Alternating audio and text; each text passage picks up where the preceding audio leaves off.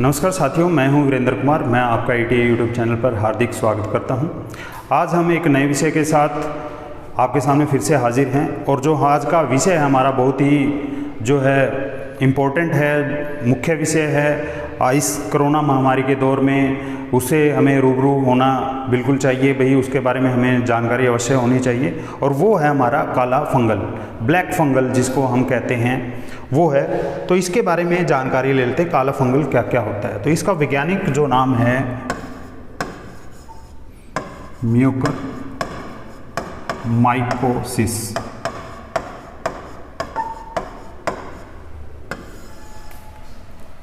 Mucor mycosis इसका जो है वैज्ञानिक नाम है। तो ये कहाँ कहाँ पाया जाता है, किस वजह से होता है? ये ग्रुप ऑफ मोल्ड्स जिनको हम म्यूकर माइकोसिट्स कहते हैं, म्यूकर माइकोसिट्स कहते हैं, जो कि हवा में विद्यमान होते हैं, उनके जरिए होता है। ये जो है गंदी जगहों पे, कूड़े कचरे में, जो गले हुए फल सब्जियों में, यहाँ पे विद्यमान ज़्यादातर रहते हैं। हमारे जो हवा में जो विद्यमान होते हैं, तो इसके ज़रिए हमारे जो है साइनस कैविटी के थ्रू जो है हमारे फेफड़ों तक पहुँच जाते हैं। फेफड़ों तक पहुँच गए तो सबसे पहले ये फेफड़ों को ही हानि पहुँचाते हैं। जैसा कि कोरोना महामारी में भी हमें पता है कि भाई फेफड़े ही हमारे मोस्ट अफेक्टेड ऑर्गन्स हैं। तो इस वजह से इस जो है बीमारी से हमें बचना चाहिए।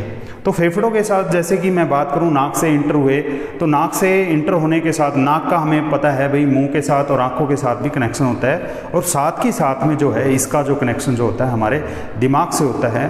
तो जब ये म्यूकर माइकोसिट्स जो हमारे माइंड के अंदर चले जाते हैं, जब ये हमारे ब्रेन के अंदर चले जाते हैं, तो रोगी की मृत्यु हो जाती है। रोगी की मृत्यु हो जाती है भाई उस समय, ठीक है। तो ये साइनस कैविटी से हमारे जो है फेफड़ों में, नाक, आँखों में और मस्तिष्क में भी पहुंच गए। इसको हम जो है काला फंगल क्यों कहते हैं? काला फंगल क्यों कहते हैं? क्योंकि जो हमारे बॉडी के अंदर जो सेल होते हैं वो जो हमारे भाई काले रंग के हो जाते हैं। कौन से कलर के? काले रंग के हो जाते हैं। इस वजह से इसको हम ब्लैक फंगल कहते हैं, ठीक है। तो इसके जो है प्रभावित, सबसे ज़्यादा जो प्रभावित आदमी हैं वो देख लेते हैं, वो कौन कौन से हैं, ठीक है। प्रभावित व्यक्ति, ये सबसे इम्पोर्टेंट बात है कि कौन कौन से लोग इससे प्रभावित हो सकते हैं। पहले मैं एक शब्द में कहूँ तो ये है कि जिनको बहुत ही जो है ज़्यादा बड़ी बीमारी है, भयंकर बीमारी है, वो हैं, जैसे कि मैं बात करूँ तो कैंसर, एड्स, ठीक है। नंबर 3 मधुमेह,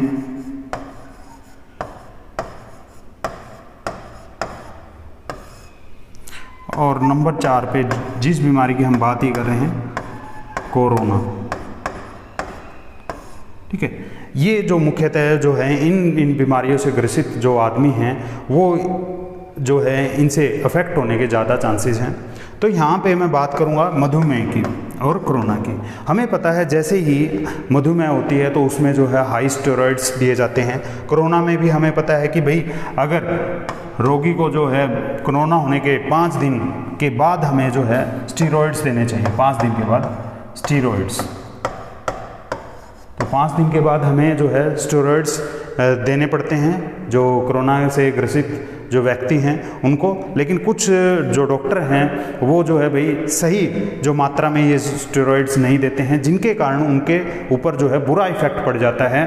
और इस स्टेरॉइड्स के कारण जो है क्या हो जाता है? स्टेरॉइड्स के कारण ब्लड में जो है शुगर लेवल क्या हो जाता है?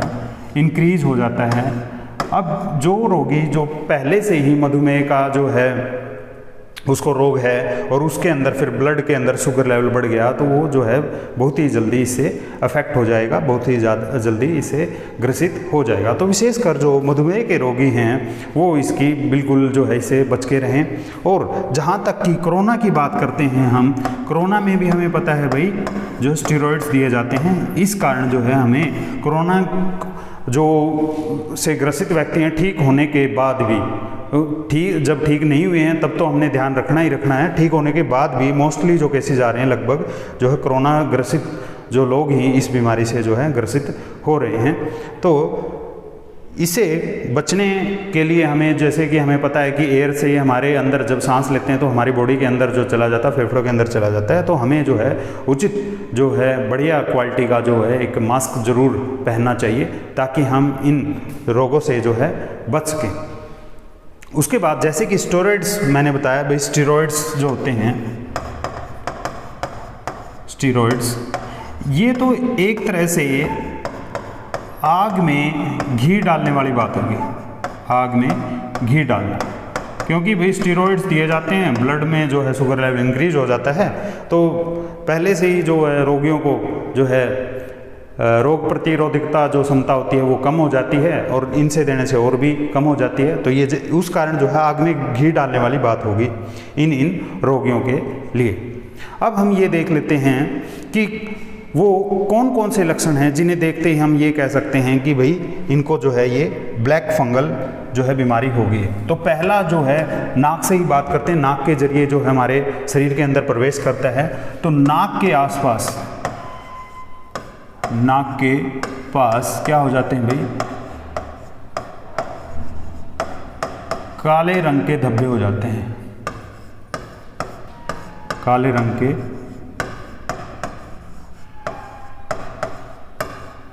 धब्बे हो जाते हैं। नाक से जो है ब्लीडिंग भी हो जाती है, ब्लीडिंग फ्रॉम नोज,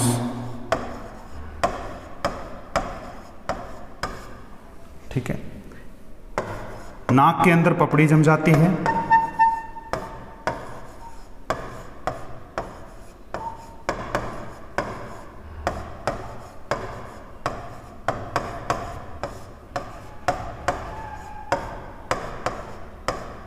नाक के अंदर पपड़ी जम जाती हैं, छींकें आने लगती हैं,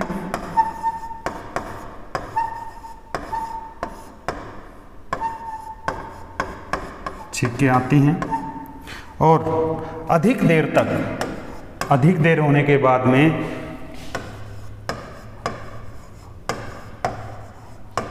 अधिक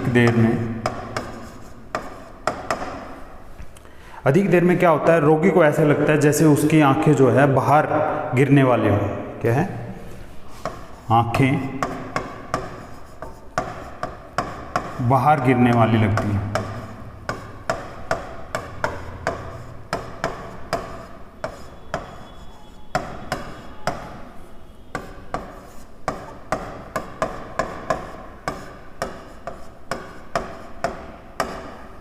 आंखें जो हमारी बाहर गिरने को लगती हैं। और क्या हो जाता है, गाल सून हो जाते हैं,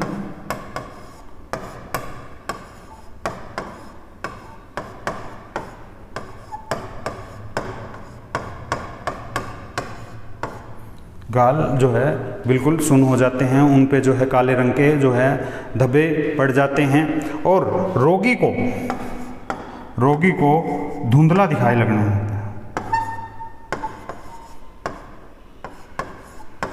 धुंधला ब्लर दिखने लगता है और कुछ समय बाद जो है रोगी की जो आंखों की रोशनी बिल्कुल चली जाती है। बहुत ही ज़्यादा क्रिटिकल सिचुएशन होने पे उसकी जो है आंखें निकालनी भी पड़ जाती हैं और मुंह का जो जबड़ा होता है उनकी जो वो जबड़ा भी निकालना पड़ सकता है ज़्यादा क्रिटिकल सिचुएशन होने के अंदर।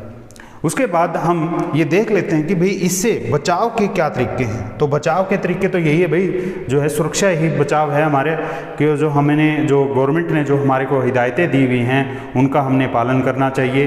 ठीक है, मास्क पहनना चाहिए और घर से तभी निकलें जब बहुत ही ज़्यादा ज़रूरी हो। ठीक है, तो हवा ही ख़राब है तो हवा से बचने के लिए भाई मास्क तो पहनना पड़ेगा।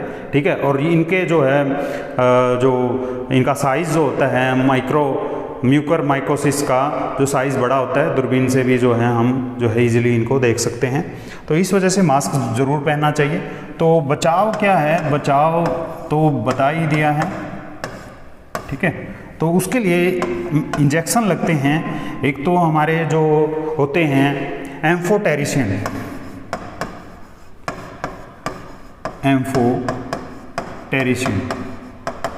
बी के जो इंजेक्शन लगते हैं, ठीक है। दूसरा जो है पोसाकोंजोल, इसके इंजेक्शन लगते हैं। ये एक इंजेक्शन की कीमत लगभग जो है आज के समय जो है 3500 रुपये है प्रति डोज जो है इसकी कीमत है। ये हमें प्रतिदिन प्रत्येक दिन 8 सप्ताह तक लगवाने हैं। 8 वीक्स तक ये हमने लगवाने होते हैं। ऐसे हमारी जो है रिकवरी हो जाती है। तो भाई इससे बिल्कुल बच के रहना चाहिए। आजकल जो है महामारियों का दौर चला हुआ है। तो आज के लिए इतना ही। नेक्स्ट टाइम एक नए विषय के साथ फिर आपके सामने हाजिर होंगे। तब तक के लिए धन्यवाद।